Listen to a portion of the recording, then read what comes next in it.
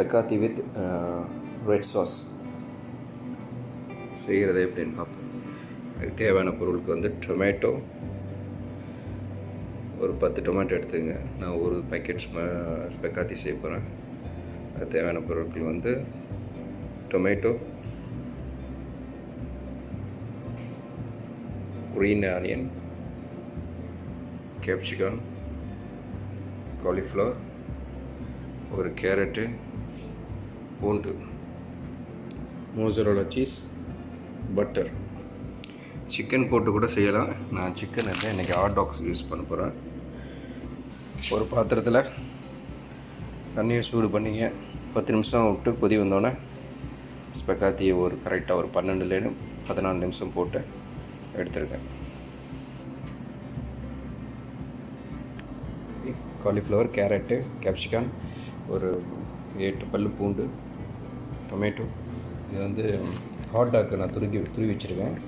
உங்களுக்கு சிக்கன் வேணால் கீமா மாதிரி கட் பண்ணி ஒரு 8 டொமேட்டோ போட்டு 8 பல்லு பூண்டு போட்டு தண்ணி ஊற்ற வேணாம், அப்படியே அரைச்சிருங்க.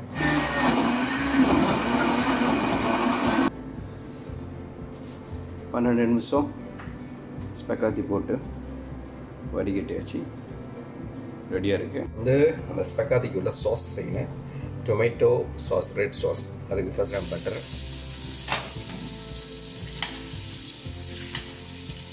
இல்லைன்னா ஆலிவ் ஆயிலே போடுங்க. ஆலிவ் ஆயில் பண்ணலாம். ஆலிவ் ஆயில் இல்லைன்னா கொஞ்சம் எண்ணெய் ஊற்றிங்க. ஒரு சிக்கன் கேப், கொஞ்சம் டொமேட்டோ பேஸ்ட், க்ரீன் ஆனியன் போட்டுங்க. நான் ஆனியன் கூட போடலாம். நான் ஆனியன் பதிலாக க்ரீன் ஆனியன் வெட்டி வச்சது போட்டுருங்க. கேப்சிகான் பொடிசாக வெட்டினது, கேரட்டு பொடிசாக வெட்டினது, காலிஃப்ளவர் பொடிசாக வெட்டினது, இது ஹாட் டாக்ஸ் அதை துருவி வச்சுருக்கேன், அதை நான் போடுறேன். டொமேட்டோவும் பூண்டும் சேர்த்து அடித்து வச்சுருக்குது. மிக்சியில் அடித்து வச்சுருக்க சாஸை வதக்கிட்டு ஊற்றிங்க. பிளாக் பெப்பரு இல்லை ஒயிட் பெப்பர் ஒரு ஸ்பூன், 1.5 ஸ்பூன் போட்டுங்க. உங்களுக்கு காரமாக வேணுன்னா 2 ஸ்பூன் கூட போடலாம். இந்த ஆர்கானிக் லீவ்ஸ் ஒரு 1/4 ஸ்பூன்.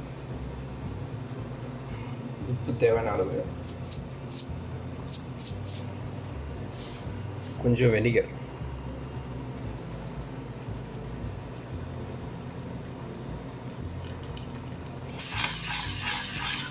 இப்போ நம்ம வடித்து வச்ச ஸ்பெக்காத்தியை அதில் போட்டு வேண்டியதான். போட்டு மிக்ஸ் பண்ணிங்க. நல்லா மிக்ஸ் பண்ணி